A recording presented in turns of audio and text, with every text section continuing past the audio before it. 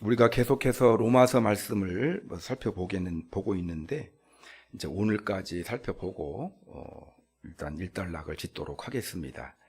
자, 교리, 로마서는 복음에 관한 그런 내용을 사도 바울이 로마 교회 교인들에게 설명하고 있는 그런 책이 로마서입니다.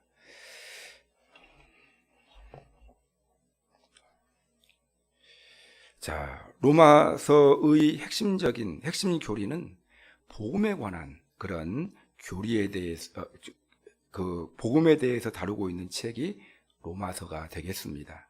자, 우리는 복음을 믿고 구원의 확신을 갖게 되었습니다. 구원의 확신을 갖게 된 거지 구원받은 건 아니거든요.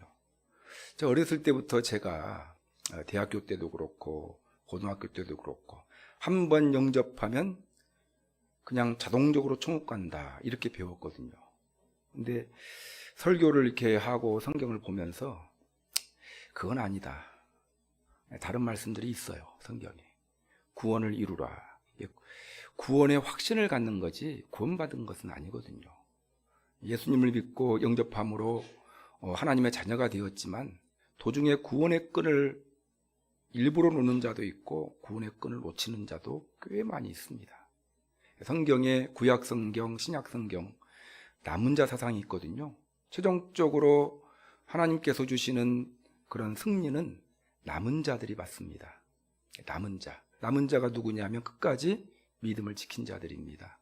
출애굽했지만 가나안 땅에 들어가는 사람은 소수의 사람들만 들어갔어요. 남은 자들만 들어갔던 것입니다. 구원받았다고 해서 좋아요. 참 얼마나 감사하고 감격스러운 일입니까? 그걸로 끝내고 엉망진창으로 살다가 하나님께 심판받은 백성들의 이야기가 구약성경의 이야기입니다. 구약성경 선지서의 이야기이고 사사기의 이야기이고 구약성경 역사서의 수도 없이 반복되는 패턴의 그 이야기가 되겠습니다. 우리가 복음을 통해서 우리가 구원의 확신을 가진 거거든요. 나는 죽으면 천국 갈 것이다 라는 확신을 갖는 거지 구원 받았음은 아니에요. 물론 내가 노력하고 하나님을 향한 그런 굳건한 의지를 가지고 있으면 우리는 반드시 구원을 받습니다. 그러나 신앙의 끈을 놓아버린다면 장담하지 못하죠. 그래서 어디서 제가 그런 이야기들을 많이 들었나 해서 혼나고 막 그랬던 기억이 나요. 근데 성경을 보면 볼수록 성경 공부를 인도하고 설교하면 할수록 아니에요. 그것은 아니다라는 그런 생각들을 해보게 됩니다. 자, 여러분 우리가 복음을 통해서 구원의 확신을 갖게 되었어요. 또한 복음을 바로 이해해야 풍요롭고 능력 있는 삶을 살 수가 있습니다. 복음을 바로 이해하고 복음 붙잡아야 우리는 신앙을 지켜나갈 수가 있고 핍박을 견딜 수 있고 여러 이단의 유혹을 견뎌낼 수가 있고 인생의 위기들을 이겨낼 수 있는 것입니다. 사도 바울은 로마서 서론을 통해 복음은 위대한 능력을 가지고 있다 때문에 부끄러워하지 말고 복음 앞에 당당할 것을 권면했습니다.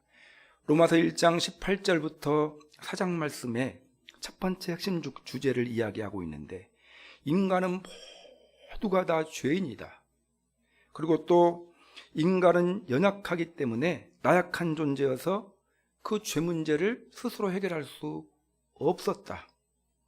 자신의 힘으로 하나님의 의에 도달할 수 없었고 구원받을 수 있는 가망 없는 존재였다는 사실을 사도 바울이 논리적연하게 설명을 합니다. 그런데 인류를 사랑하신 하나님께서 무능한 인간에게 구원의 길을 열어주셨는데 그것이 바로 예수님의 십자가다라는 것이고 그 예수님의 십자가를 통한 구원이 바로 복음이다라고 설명해주고 있습니다.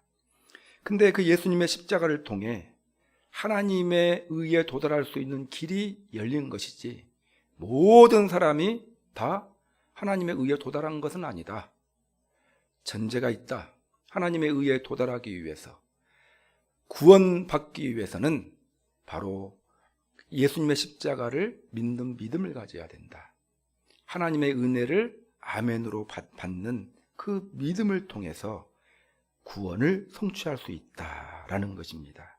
그래서 사도 바울은 로마서의 주제 말씀, 주제 교리인 이신득의의 교리를 이제 선포하는 거예요.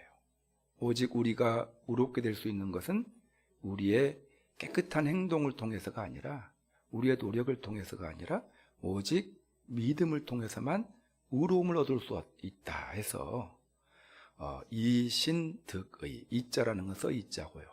신은 믿을 신자고 득 얻을 득자, 의 의롭다 올 의자입니다. 오직 믿음으로써 의롭다함을 얻는다. 이신득의의 교리를 주장하게 됩니다. 그래서 우리가 구원받는 것은요, 예수님의 십자가를 믿는 믿음을 통해서만 구원을 받습니다. 이 외에 다른 방법은 없다라는 것이 사도 바울의 결론입니다. 이 당시에 유대주의자들이 사도 바울을 집요하게 공격했어요.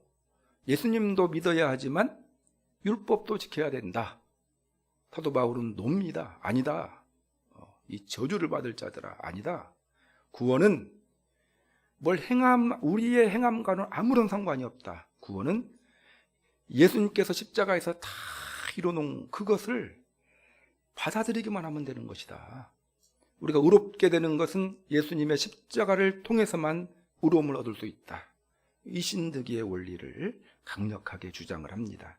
그리고 5장에서는 예수님을 믿고 의롭다함을 얻은 사람들이 누리게 되는 복이 무엇인가를 설명을 했어요.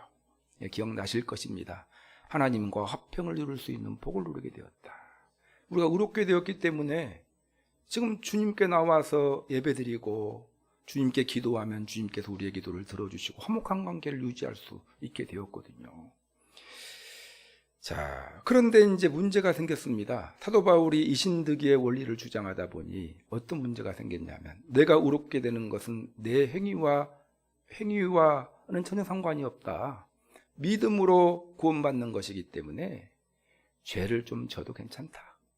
내가 죄를 져도 예수님께서 십자가에서 내 죄값을 다 치르셨고 그 사실을 내가 받아들이기 때문에 그냥 내가 죄를 좀 져도 내가 구원받는 데는 지장이 없다.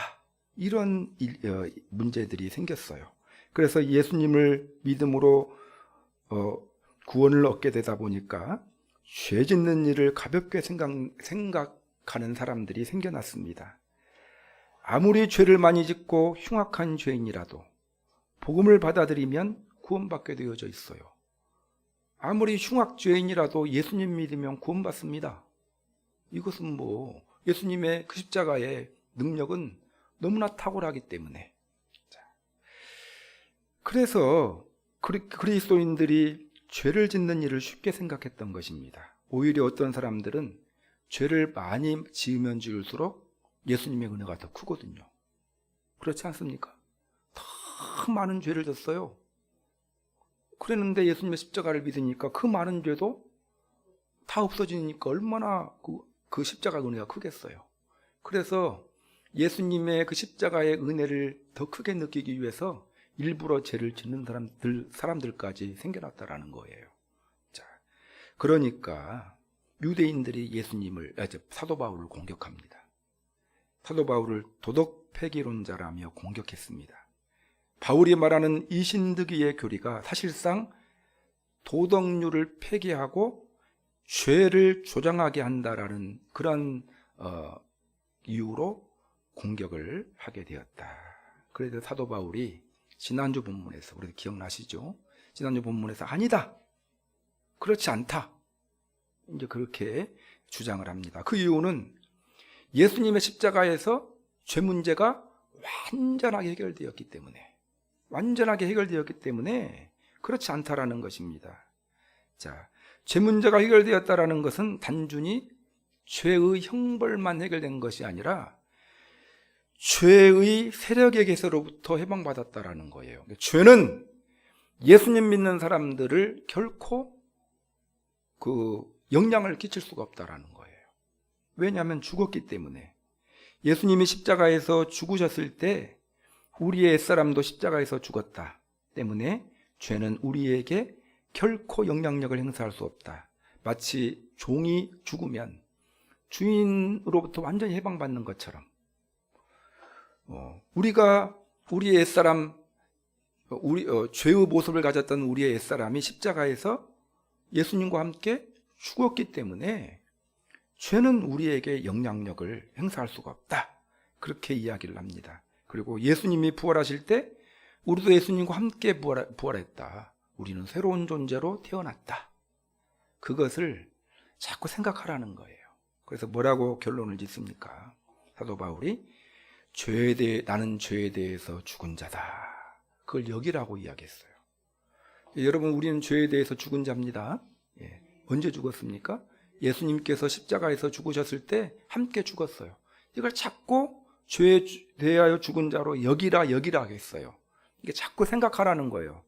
나는 죄에 대해서 죽은 존재입니다. 죄에 대해서 죽은 존재입니다. 그것만 이야기한 것이 아니라 예수님의 부활하심과 함께 나는 하나님에 대해서 살아난 존재다라는 것도 항상 생각하라는 거예요. 여러분, 예수님의 부활하심과 함께 우리는 새로운 존재로 태어났다. 새로운 존재가 무엇일까요? 하나님의 자녀로 태어났습니다. 이게 우리는 하나님의 자녀예요. 그래서 하나님의 자녀다운 삶을 살기를 힘쓰므로 죄로부터 벗어나야 된다. 이런 이야기를 했어요. 지난주 설교 들을 때는 이해가 되는데 다시 또 말씀을 드리니까 또 헷갈리죠? 로마서가 그렇습니다. 자, 이제 오늘까지만 들으면 이제 로마서가 끝나요. 로마서가 다분히 이론적이라고 말씀을 드렸죠. 그 때문에 머리를 잘 써야 되고요. 또 어렵게도 느껴진다라고 말씀을 드렸습니다. 자, 이제 그래서 여러분 지난 한 주간 그 죄를 하나도 안 졌나요? 죄에 대해서 죽었는데 왜 죄를 안 졌어요? 아니, 죄에 대해서 죽었다고 했잖아요. 새로운 존재로 태어났다고 했죠. 예수님 부활하심과 함께 새로운 존재로 태어났죠. 그러면 이제 새로운 존재는 하나님의 자녀니까 어떻게 하나님의 자녀답게 남편도 사랑해 주시고 아내도 사랑해 주시고 막 선도 많이 베풀어 주셨습니까? 한번 생각해 보세요. 아니, 그렇게 여기고 그렇게 해야 죄 문제, 내가 죄를 짓지 않는다고 했잖아요. 죄는 안 져야 되잖아요. 죄에 대해 죽었는데 왜 죄를 지고, 왜 새로운 존재, 하나님의 자녀다운 삶을 못 살고 있습니까? 이거 현실이거든요. 그렇죠? 말이 어폐가 있는 거예요. 목사님 말씀대로 나는 죄에 대해서 완전히 죽었다고 생각을 많이 했거든요. 그리고 예수님의 부활하심과 함께 나도 새로운 존재로 부활해서 하나님의 자녀다라고 생각을 많이 했어요. 근데 여전히 나는 화를 내고 있고 거짓말을 하고 있고 욕을 하고 있고 여전히 하나님 기쁘시게 하는 일은 안 했어요. 아예 모임도 안 나오고 기본적으로 그냥 아무것도 ABC 되는 것도 못 했습니다. 하나님. 그렇지 않습니까? 그러면 뭐예요 이것이? 장난하는 것도 아니고. 그 이야기를 사도 바울이 하고 있고요. 사도 바울도 똑같이 고민에 빠져 있습니다. 그 이야기가 오늘 본문에 나와 있는 그런 이야기입니다. 자, 어떻게 이제 우리는 그렇게 지난주에 말씀을 들었지만 주님과 십자가에서 나의 옛사람이 주님과 함께 죽음으로 나는 죄에 대하여 완전히 죽은 존재라는 사실을 믿지만 그러나 여전히 우리는 죄 가운데 있고 새로운 존재다운 삶을 살지 못하고 있는 우리의 모습을 발견하면서 좌절을 하게 되죠. 이것이 이제 한 번, 두 번 쌓이다 보면 좌절을 합니다. 자, 왜 그럴까? 여러분, 오늘 본문을 보면 사도 바울도 좌절을 합니다. 왜 그럴까? 오늘 본문에서 사도 바울이 우리가 그러한 삶을 살 수밖에 없는 이유를 설명하고 있어요. 세 가지로 설명을 하고 있습니다. 자, 먼저 사람들은 이중성을 갖고 있기 때문에 그렇습니다. 자, 따라서 하겠습니다. 이중성을 가지고 있기 때문입니다. 시작. 이중성을 가지고 있기 때문입니다. 모든 사람들, 특별히 그리스도인들은요, 이중성을 가지고 있대요. 자, 21절을 한번 읽어보겠습니다. 시작. 그러므로 내가 한 법을 깨달았노니 곧 선을 행하기 원하는 나에게 악이 함께 있는 것이로다. 자, 사도 바울은 자기 안에 두 개의 자아가 있음을 깨달았다고 고백하면서 21절을 이야기하고 있어요. 선을 행하기를 원하는 나에게 악이 함께 있는 것을 보노라. 우리 예안교회 성도님들은 선 행하기를 원하셨잖아요. 예, 이게 예를 들기 쉽게 하려고 제가 이 말씀을 드리는 거예요. 예, 남편을 막 사랑해 주려고, 남편 이야기를 다 들어주려고 했는데 이게 선이죠. 그런 마음 있잖아요. 그렇죠? 악한 사람은 없다고 생각합니다. 우리 성도님들 가운데. 근데 얼굴을 보니까 이제 칭찬이 안 나오고, 칭찬 안 나오는 데서 끝나면 좋아요. 바가지를 팍 긁잖아요. 악을 행하는 모습을 봅니다. 내 속에 나는 그리스도인인데요, 잘해줘야지 이 생각을 해요. 이 말은 21절에 선을 행하기를 원하는 나에게. 근데 행동은 뭐가 나와요? 선을 안 행하는 데서 끝나는 것이 아니라 그 말 하잖아요. 우리가 그냥 말 안 할게. 말을 해야 되거든요. 선을 말 안 할게 하는데, 말 안 할게 하는 데서 끝나면 좋은데 그걸 못 참아요. 못 참고 그냥 안 좋은 말이 쫙 나옵니다. 예를 드는 거예요. 이거 한 100가지 중에 한 가지예요. 이건. 예, 여러분. 자, 100가지도 적어요. 예, 자기 안에 선을 행하기를 원하는 자아가 있고 악을 행하는 자아가 있다라는 것입니다. 여러분, 우리는 새로운 신분을 가지고 있지만 우리 안에는 두 종류의 자아가 있어요. 진짜는 뭐냐면 선을 행하는 거 진짜예요. 근데 악을 행하는 마음 있죠? 이건 애거예요. 이미 끝난 거예요. 이건 허상이에요. 그렇지만 실제로 존재합니다. 십자가에서 악을 행하는 마음은 십자가에서 이미 정리가 됐어요. 그렇지만 실제로 존재해요. 우리 안에는. 새로운 신분을 가지고 있지만 우리의 육신은 죄된 본성을 가지고 있거든요. 두 가지의 자아가 충돌을 하고 있다라는 것입니다. 십자가에서 완전히 죽었지만 여전히 우리에게 옛 자아가 존재한다. 그렇게 이야기하고 있고요. 22절, 23절을 한번 읽어보겠습니다. 시작. 내 속사람으로는 하나님을 즐거워하되 내 지체 속에 다른 법이 내 마음의 법과 싸워 내 지체 속에 있는 죄의 법으로 나를 사로잡는 것을 보는도다. 하나님의 말씀 들을 때 우리 성도님들 아멘 아멘 하잖아요. 그렇죠? 하나님의 말씀은 꿀송이보다 달답니다. 이렇게 고백을 하는데, 그래서 그 말씀 순종하고자 하는데 제가 항상 드리는 말씀이잖아요. 문을 딱 열고 나가면은 어떻습니까? 하나님의 법은 참 좋은데 즐거워하지만 내 몸은 죄의 법을 따르고 있다는 거예요. 죄의 법의 특징은 나를 사랑하는 거고 세상을 사랑하는 것입니다. 예. 내 몸에 두 가지가 있다라는 거예요. 하나님의 법을 다 즐거워해요. 자, 오늘 하나님의 말씀대로 살기를 힘쓰시겠습니까? 아멘 해요. 진짜요. 이건 사실 거짓말이에요. 사실이에요. 네. 하나님을 평생 동안 찬양하고 예배하고 섬기시겠습니까? 아멘 해요. 다 아멘. 이게 마음으로 우리 실제적으로 하나님의 법을 즐거워합니다. 속사람이. 우리는 하나님의 자녀이기 때문에. 그런데 그래 놓고는 이제 내일 특별 새벽 기도인데 안 나와요. 뭐 하루도 3일도 지난 것이 아니라 하루 지났는데 열심히 예배하겠다 해놓고, 그때 기억나요. 우리 광고 시간에 제가 잘 해봅시다 했더니 진지하게 다 아멘. 예 그러더라고요. 그래서 저는 너무 진지하게 받아들였는데 그 다음날 이제 월삭 새벽 기도인데 딱 한 가정 나오셨고 아무도 안 나왔어요. 악한 마음 때문이 아니라 잊어버렸을 거라고 생각을 합니다. 제가. 근데 그 잊어버리는 거 뭐예요? 죄의 법을 따르고 있는 거예요. 내가 의도했든 의도하지 않았든. 자, 무슨 말씀인지 아시겠죠? 이게 우리 속사람 안에는 하나님의 법을 지키려는 속성과 죄의 법을 따라가려는 그런 속성이 공존하고 있다라는 거예요. 이중성입니다.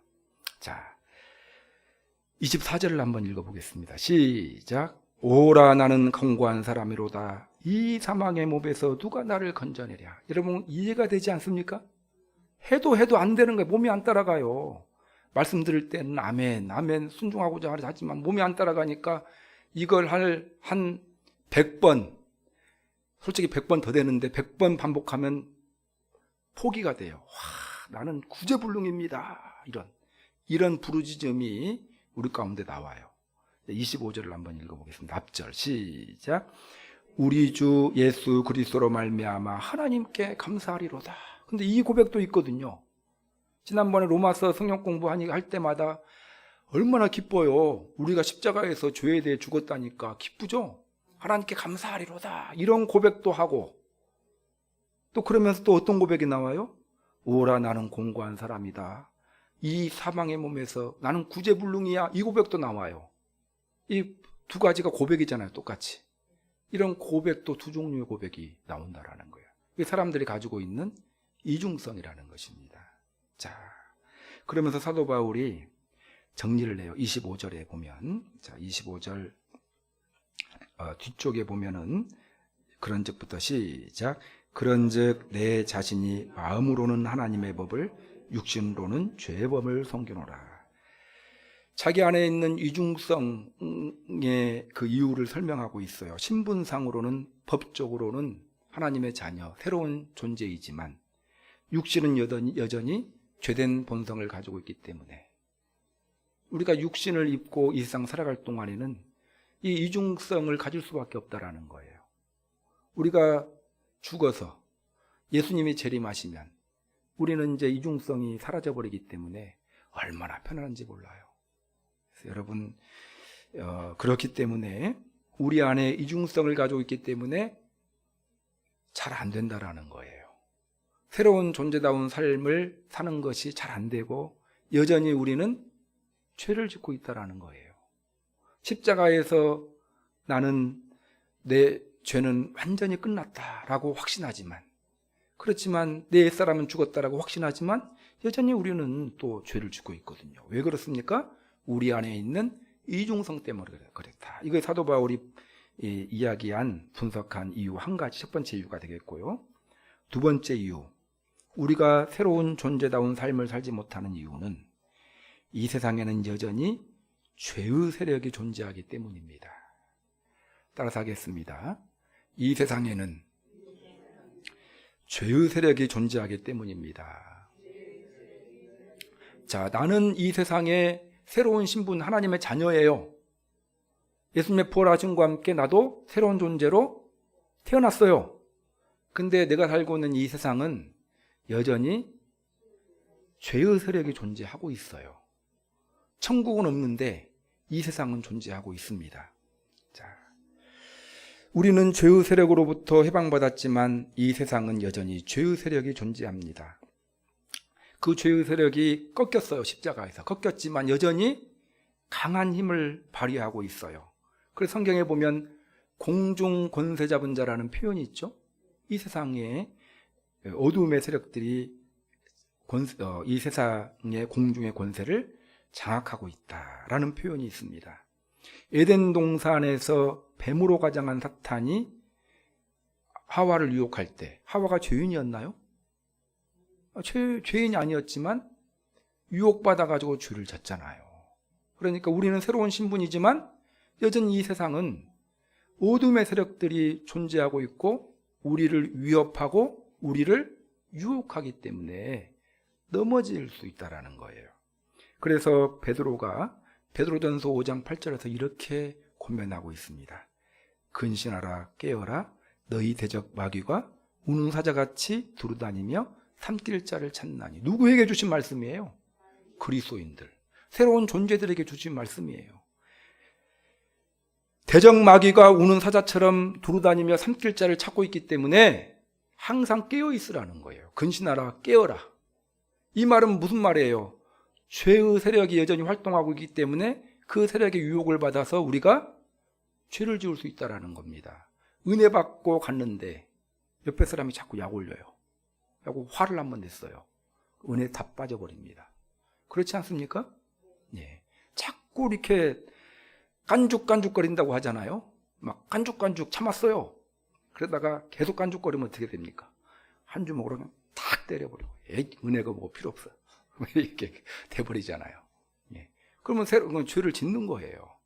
그러니까 나는 새로운 존재지만 이 세상에 죄의 세력이 여전히 존재하고 있기 때문에, 그래서 우리를 유혹하고 있기 때문에 우리가 새로운 존재다운 삶을 살지 못하고 죄를 짓게 된다라는 것입니다. 그래서 여러분, 가나안 땅에 들어갔던 이스라엘 백성들, 하나님 앞에 잘 살아보려고 했는데 잘 안 됐어요. 왜 그렇습니까? 가나안 거민들이 유혹했기 때문에 그래요. 자꾸 유혹했어요. 예. 그 말초신경을 자극하게 쾌락, 그 그를 섬기고 가나안 거민들이 섬기던 신들은요, 얼마나 재밌는지 몰라요. 예. 아주. 그래서 그거에 유혹받아 가지고 하나님의 자녀된 도리를 버리고 그렇게 타락의 길을 걸어갔던 이스라엘 백성들을 봅니다. 그래서 여러분, 요한일서 2장 15절 16절에 보면 사도 요한이 이렇게 권면합니다. 이 세상이나 세상에 있는 것들을 사랑하지 말라. 그래서 우리 그리스도인들은요, 새로운 존재들은 세상을 너무 바라보면 안 돼요. 바라보다가 세상에 빠져요.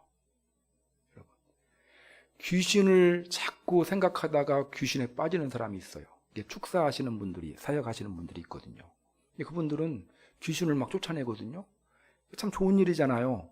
근데 귀신을 너무 생각하다 보니까 귀신 들려버리시는 분이 있어요. 우리가 바라봐야 될 대상은 하나님이거든요. 그러니까 세상을 사랑하지 말라. 누구든지 세상을 사랑하면 아버지의 사랑이 그 안에 있지 아니하니. 이 세상은요, 죄의 세력이 여전히 존재하고 있는 곳이기 때문에 세상을 사랑하지 말래요. 요한일서 2장 16절에서 이는 세상에 있는 모든 것이 육신의 정욕과 안목의 정욕과 이생의 자랑이니 다 아버지께로부터 온 것이 아니요 세상으로부터 온 것이라. 이 세상에 다 하나님께로부터 온 것만 있나요? 아니라는 거예요. 여러분, 여전히 죄의 세력이 존재하기 때문에 세상 바라보고 사랑하지 말래요. 새로운 신분을 가진 그리스도인이 세상을 바라보면 어떻게 됩니까? 여러분, 빠지는 거예요. 죄를 짓게 되는 거예요. 그래서 여러분, 이러한 흐름이 있다는 걸 꼭 기억했으면 좋겠습니다. 자, 우리가 새로운 존재다운 삶을 살지 못하는 두 번째 이유는 뭐라고요? 이 세상에는 여전히 죄의 세력이 존재하기 때문에. 첫 번째 이유는요, 우리가 가지고 있는 이중성 때문에. 두 번째 이유는요, 이 세상은 여전히 죄의 세력이 존재하기 때문에. 자, 세 번째, 이제 사도 바울이 마지막으로 이야기한 건데, 왜 우리가 새로운 존재다운 삶을 살지 못하고 여전히 죄를 짓느냐? 인간이 연약하기 때문에 그렇습니다. 따라서 하겠습니다. 인간은 연약하기 때문입니다. 인간은 연약해요. 그래서 새로운 신분이 됐는데 새로운 신분에 걸맞는 삶을 살 만한 능력이 안 돼요. 여러분, 능력이 안 돼요. 신분은 되는데 능력이 안 돼요. 15절을 한번 읽어보겠습니다. 잠깐만요. 15절. 자, 25절인가? 잠깐만요. 15절. 시작. 내가 행하는 것을 내가 알지 못하노니 곧 내가 원하는 것은 행하지 아니하고 도리어 미워하는 것을 행함이라. 그러니까 여러분, 내가 원하는 것이 뭐예요? 선을 행하기를 원하는데 나는 선을 행하지 못해요. 그러니까 나는 어느 정도 연약하냐면 내가 결정한 것을 실천하려고 노력을 했는데 실천할 만한 능력이 없는 연약한 존재가 우리라는 것입니다. 우리가 말씀 왜 순종 못해요? 말씀이 안 좋아서 순종 못하는 것이 아니고 능력이 안 돼요. 꾸준하게 기도하라 이렇게 말씀하면, 아유 목사님, 저기 말씀처럼 하나님 이번 주부터 꾸준히 기도하겠습니다 했는데 안 되거든요. 왜? 능력이 안 돼요. 제가 아까도 말씀드렸지만 남편 사랑하라 했는데 입 다문 것도 안 되거든요. 왜냐하면 그걸 입 다무는 것을 참을 만한 능력이 안 돼요. 내가 연약하기 때문에. 그래서 자기 연약함을 인정해야 됩니다. 항상 자기의 연약함을 인정하는 사람이 믿음이 성장해요. 나는 부족합니다. 나는 연약합니다. 그래서 젊은 청년들이 신앙생활을 갖기가 힘들어요. 어떨 때 신앙생활을 하죠? 한 이제 40줄 접어들면서 자기 존재 한계, 자기 연약함 인정하면서 주님께 돌아오는 거거든요. 신앙생활 하면서도 자기의 부족함을 잘절히 깨닫는 사람들이 더 큰 믿음을 소유하게 됩니다. 여러분 이 사실 항상 기억했으면 좋겠습니다. 성경은 우리를 양에 비유해요. 양에. 양은 연약한 존재잖아요. 제가 유튜브를 보다가 어떤 아름다운 광경이라고 해서 나온 유튜브를 지난주에 본 적이 있어요. 어떤 아줌마가 길을 걸어가는데 외국에서요.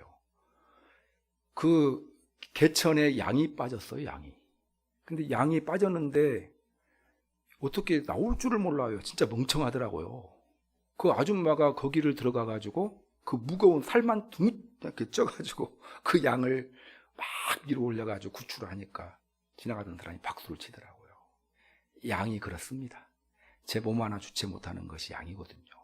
이 인간을 양에 비유한다라는 것은 인간이 연약하다라는 것입니다. 여러분 제가 여러 번 예를 들었잖아요. 베드로가 예수님 모른다고 3번 부인했죠. 자, 베드로가 예수님이 하나님의 아들이라는 걸 몰랐을까요?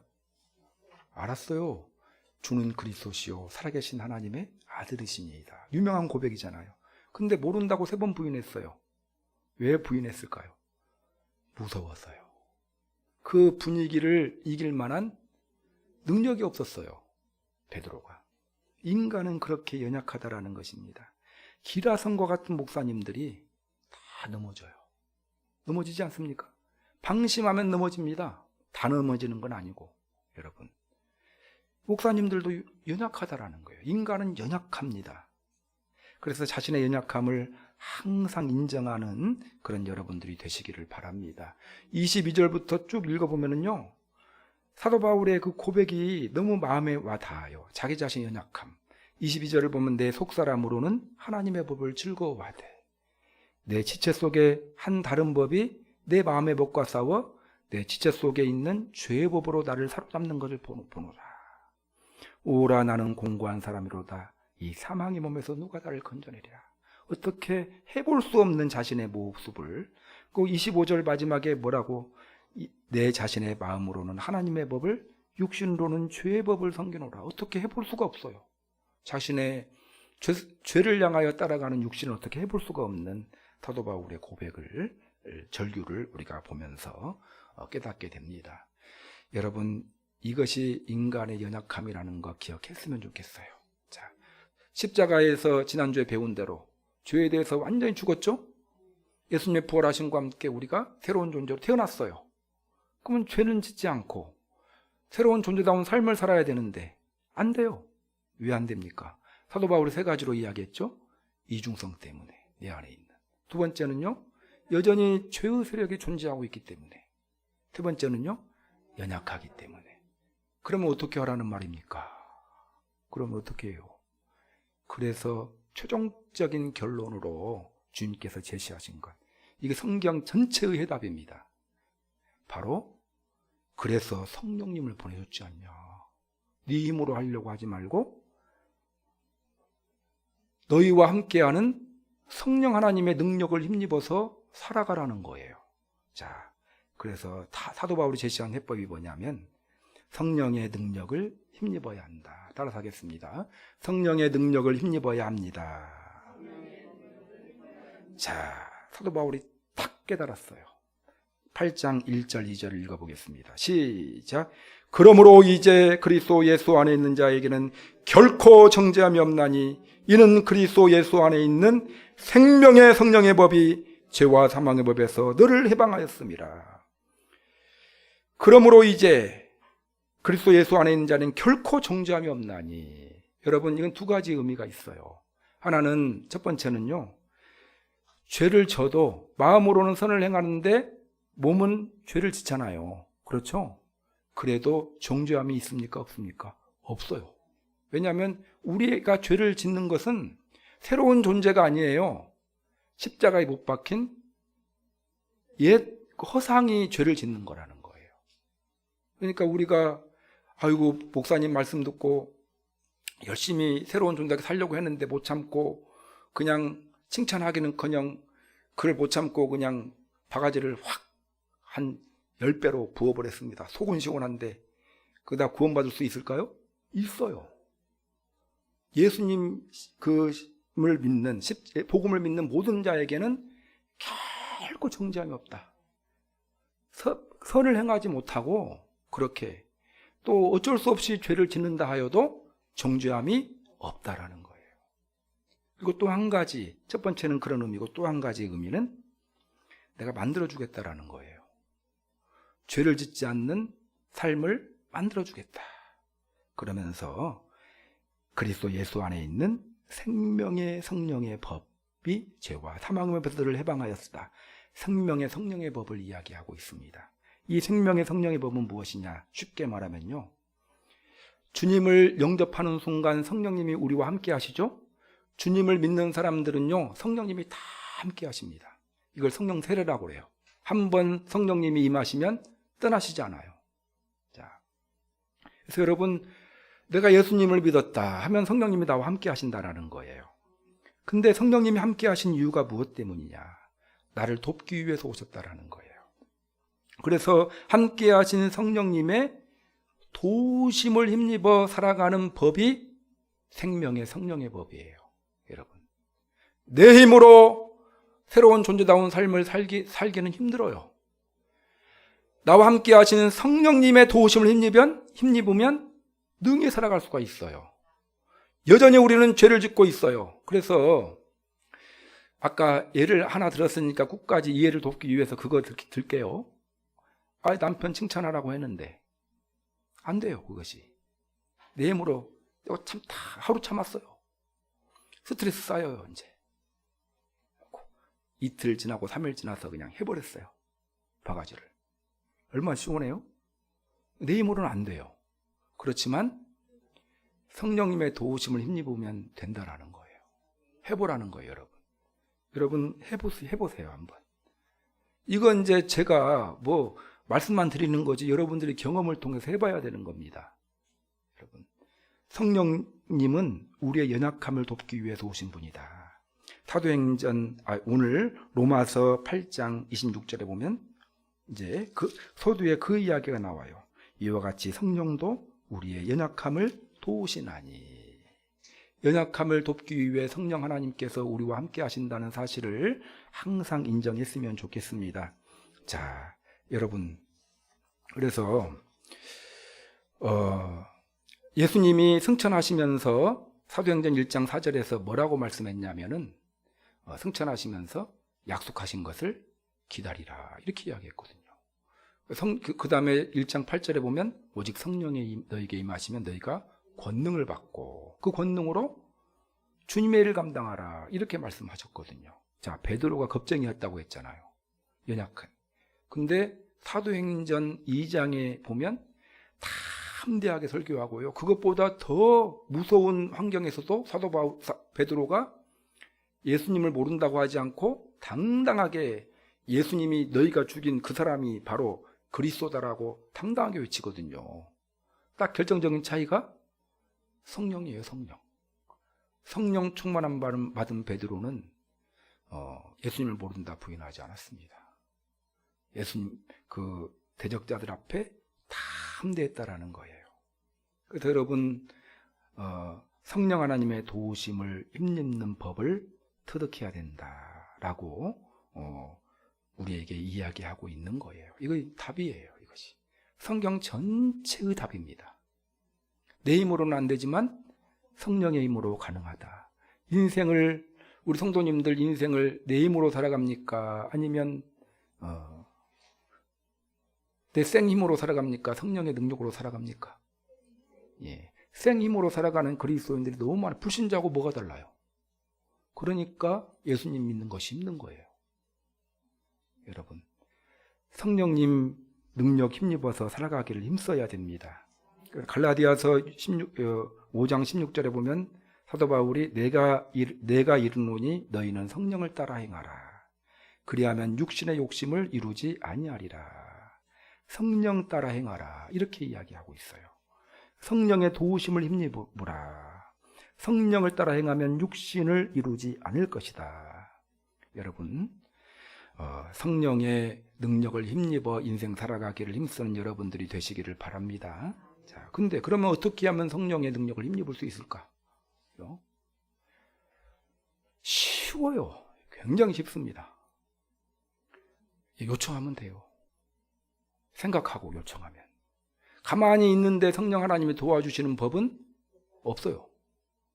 성령 하나님은 인격자, 하나님의 특성을 잘 이해를 해야 돼요. 주님을 영접할 때 내가 내 인생에 들어와 주세요라고 진심 어린 고백할 때 들어오시는 거거든요. 주님은 우리 마음을 찢고 강제로 들어오시는 분이 아닙니다. 성령 하나님도 하나님이잖아요. 성령님 지혜를 주세요. 성령님 남편 사랑하는 마음 주세요. 해보세요. 성령님께 요청하는 것이 첫 번째예요. 사모하고. 성령님 항상 생각하고 의식하며 요청하시고 함께 하신 성령님 경험하는 인생 살아가는 여러분들이 되시기를 바랍니다. 결코 실패하지 않습니다. 얼마나 좋아요, 여러분. 그렇지 않습니까? 예. 그리고 성령님을 의식하고 성령님께 요청하고. 그런데 항상 경계해야 될 것이 있어요. 요청해도 안 되는 것이 있는데 죄가 있으면 안 됩니다. 죄가 있으면. 하나님은 죄 문제 해결이 안 되면 우리와 함께 하실 수가 없어요. 도와주실 수가 없어요. 자, 어떻게 죄 문제 해결하나요? 복잡한 문제가 아니고 내 죄를 고백하고 자복하고 회개하는 회개를 통해서 가능하다라는 거죠. 항상 회개의 힘쓰므로 말미암아 성령의 도우심을 힘입을 수 있는 조건을 만들어가는 여러분들이 되시기를 바랍니다. 기도하시기를 힘쓰시고 찬송하기를 힘쓰시고 내 힘으로는 안 됩니다. 안 돼요. 내 힘으로 하다가는 어떤 고백 나온다고요? 누가 오라 나는 공고한 자로다. 이 사망의 몸에서 누가 나를 건져내랴. 이 고백 나올 수밖에 없어요. 예수님 믿는 것이 이렇게 힘든 일인지 모르겠다고. 딱 그 이유는 한 가지 때문에 그래요. 자기 힘으로 예수님 믿으려니까 안 되는 거예요. 내 힘이 아니라 성령님의 힘. 어떻게 의지한다고요? 요청하면 돼요. 요청하면. 그냥 작은 것까지 다 요청해 보세요. 다 됩니다. 네.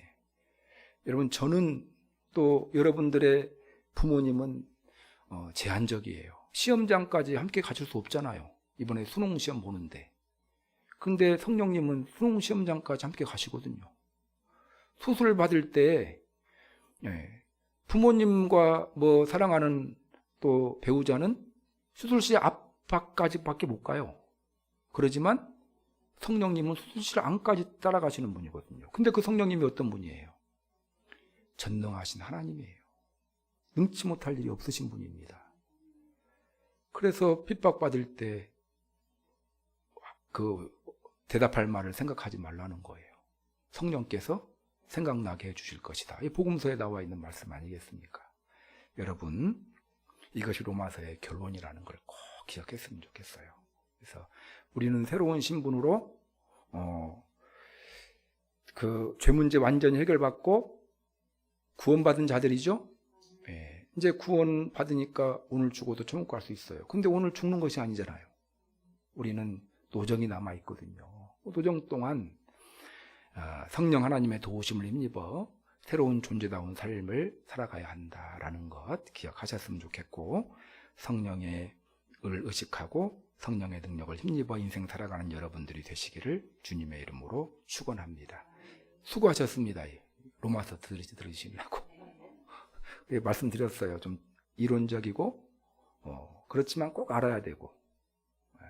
그래서 이제 잊어버리셨으면 유튜브 보시면 됩니다. 다 들으시고. 더 자세히 하려다가 너무 자세히 하면 또 그럴까 싶어가지고 핵심적인 내용만. 그래서 이제 8절까지 해서 교리가 끝나고, 근데 9장부터는 또 다른 이제 실천 뭐 이런 측면으로 나가게 됩니다. 그래서 기억하셨으면 좋겠습니다. 오늘 말씀 생각하시면서 기도하겠습니다. 새로운 존재가 되었는데, 죄에 대해서 완전히 죽었는데 여전히 나는 죄를 짓고 있고 또 새로운 존재답게 살지 못할 때가 참 많은데 그 이유가 무엇 때문인지 세 가지로 우리가 생각해 보았는데, 세 가지를 냉철하게 인식하고 받아들이게 해주시고 그것을 보완할 수 있는, 이길 수 있는, 극복할 수 있는 은혜를 주셨는데 성령님을 우리에게 선물로 보내주셨다. 함께 하신 성령님 의식하며 성령님을 의지하는 인생 살아감으로 새로운 존재다운 삶을 능력 있게 살아가는 그런 믿음의 사람 되게 하여 주옵소서. 성령의 사람 되게 하여 주옵소서. 기도하는 시간 갖도록 하겠습니다.